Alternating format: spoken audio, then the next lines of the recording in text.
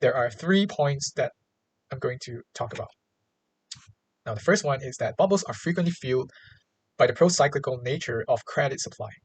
Credit increases when the economy booms and vanishes once risks emerge, thus intensifying the bust. When financing becomes very cheap or free, that is, nominal interest rates are close to inflation rates, overinvestment is sure to follow. Market participants grow less careful when selecting investments and feel an evolving boom. Ask yourself, is the cost of financing unusually cheap? Is credit being used to finance investments? Or has some new form of leverage even become the latest innovation? So these are questions to ask yourself when you anticipate a bubble about to explode. Now, by definition, a bubble involves an unsustainable pattern of price changes or cash flows. If returns have been good for a few years and are possibly even accelerating, ask yourself if this is sustainable. If not, you are in a bubble. If your reaction is that higher returns with lower risks are possible due to some new financial innovation, again, look for a bubble. Financial innovation can never make risk disappear. It can merely redistribute them. If it seems that total risks are lower, the financial innovation is probably opaque or poorly understood at best, and you might be taking on more risk than you thought. Have you seen a friend get rich? Are you considering trying something similar? Once non-professional investors start putting money where high returns have become self-evident, the bubble is probably well on its way.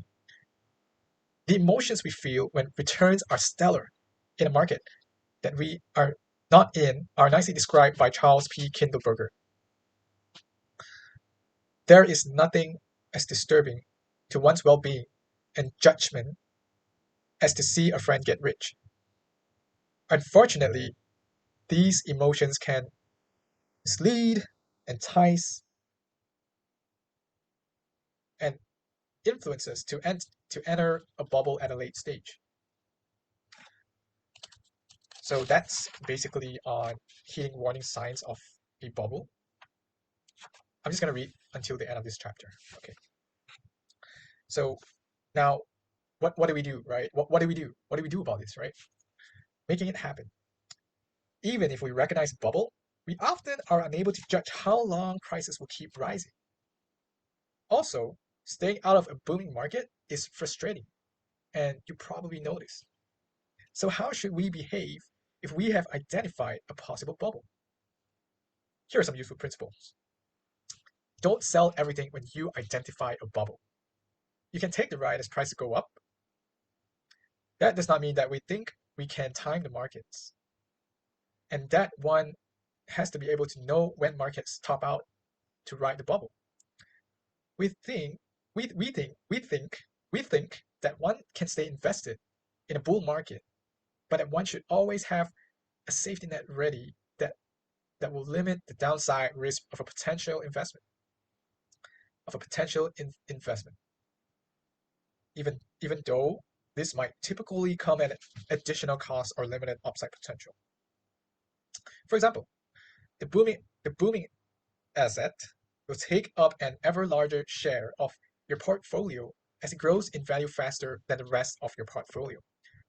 So it's essential to regularly adjust your exposure to this asset by selling a certain share. So you gotta decide on a target allocation, say 5% of your portfolio, and then you need to regularly rebalance your portfolio to this target once prices have risen.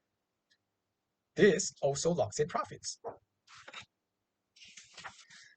So basically, if you recognize a bubble, you don't need to sell everything that you have. You can ride the wave and try to time when the bubble is going to burst. But you basically want to have your safety net ready to limit your downside risk. Now, basically, you need to decide on a target allocation, say 5% of the portfolio, and regularly balance your portfolio to this target once prices have risen. So whatever that share is worth in your portfolio. Say, let's say if you want to make it 5%. So as prices go up, you want to constantly cash out so that you have your safety net ready in case anything happens. It's basically saying that you're willing to lose 5% if things go south, right?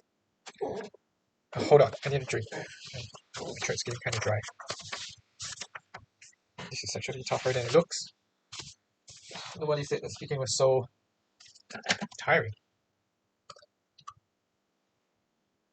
Do people like talk like this all the time?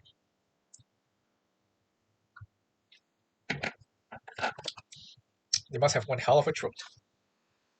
All right, so just continuing with my previous point, right?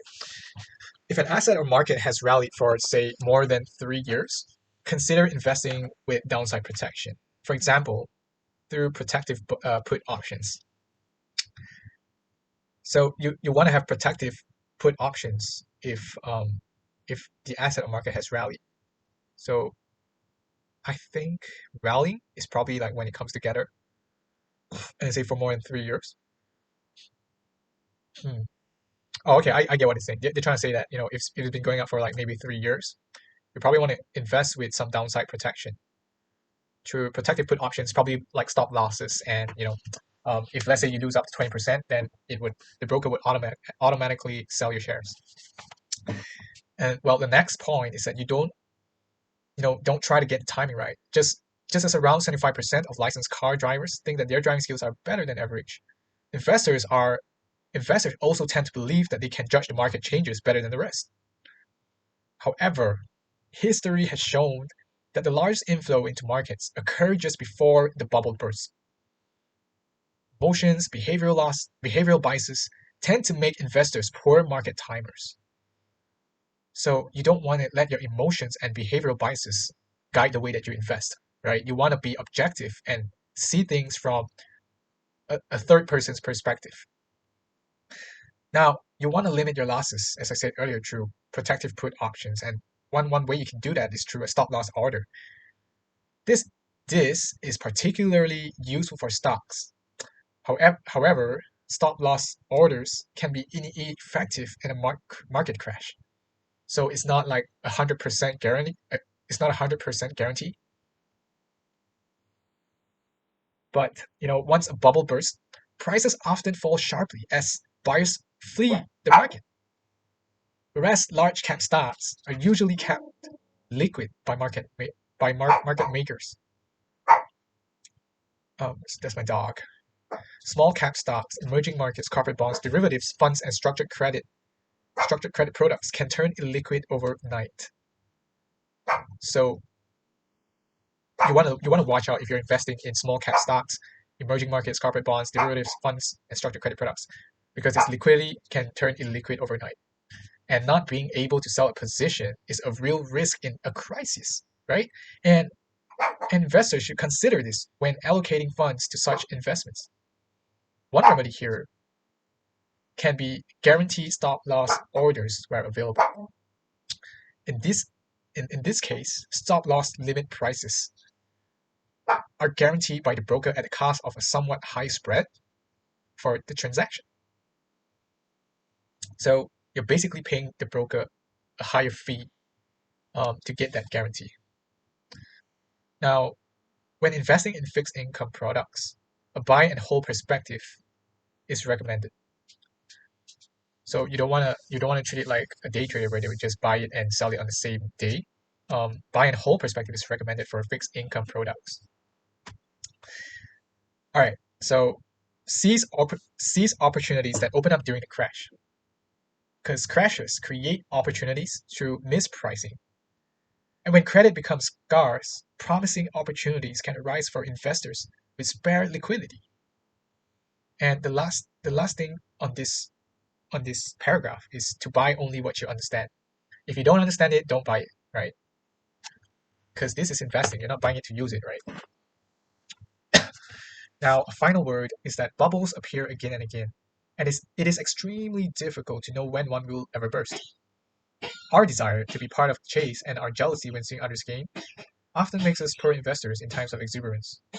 Most of the time, we know a bubble only after it bursts, to our detriment. However, exuberance works both ways. After a bubble bursts, anything that fueled the bubble is broadly condemned, and once again, underlying fundamentals are ignored. Looking at the credit crisis, we see that the useful innovation of securitization was poorly understood. While on the other hand, sudden sell-offs often result in mispricing that can offer significant investment opportunities. So the lesson from behavioral finance is probably best reflected in the words of Warren Buffett. Be fearful when others are greedy, and greedy when others are fearful. So that's all for this chapter, and thank you once again. Tune in next time.